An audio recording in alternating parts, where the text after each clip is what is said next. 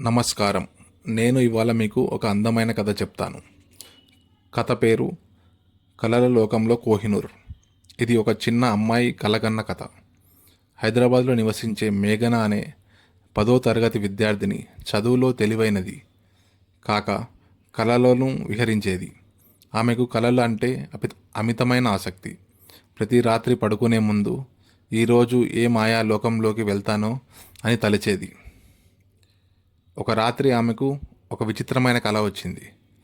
ఆమె ఒక పురాతనపు కోటలోకి ప్రవేశించింది. అక్కడ గోడలు వజ్రాల్లా మెరిసేవి, తలుపులు బంగారుతో చేయబడినవి. ఆ కోట పేరు కలల కోహినూర్. అక్కడికి వచ్చిన ప్రతి వ్యక్తి తన మనసులో దాగిన కోరికను ఒక వజ్రంగా మార్చుకునే అవకాశం పొందేవారు. మేఘనాన్ని స్వాగతించింది ఒక మాయాపాము పేరు నాగలత.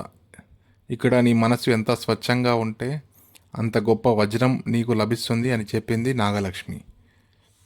మేఘన తన కోరిక వ్యక్తపరిచింది. నేను ప్రపంచాన్ని మార్చే శాస్త్రవేత్త కావాలనుకుంటున్నాను. వెంటనే ఆమె ముందు ఒక నీలి రంగులో ఉన్న వజ్రం మెరిసింది.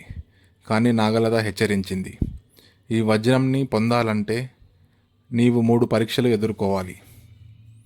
అందులో మొదటి పరీక్ష అవిశ్వాసపు అడవి. అక్కడ ఆమెను నీవు సాధించలేవు అనే శబ్దాలు వెంటాడాయి. కానీ మేఘన అప్పుడు తన తల్లిదండ్రుల మాటలు గుర్తు చేసుకొని ధైర్యంగా ముందుకు సాగింది. రెండవ పరీక్ష అహంకారపు అగ్ని. అక్కడ ఆమెకు నీవే గొప్ప అనే మాయా శబ్దాలు వినిపించాయి. కానీ ఆమె వినయంగా ప్రపంచాన్ని నేను మార్చే ముందు నన్ను నేను మార్చుకోవాలి అని చెప్పింది. మూడో పరీక్ష సహనపు సముద్రం. అక్కడ ఆమెకు ఎదురైన ప్రతి అడ్డంకిని ఓర్పుతో ఎదుర్కొంది. చివరికి ఆ నీలి వజ్రం ఆమె చేతికి వచ్చింది. ఆ వజ్రాన్ని తాకగానే ఆమె మెలకువకు వచ్చింది. ఉదయం వెలుతురు ఆమె ముఖాన్ని తాకింది.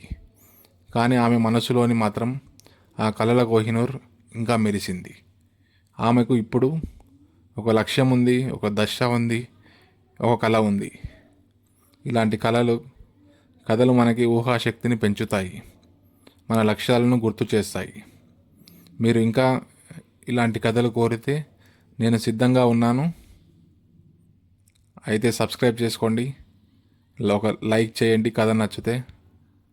Thank you friends.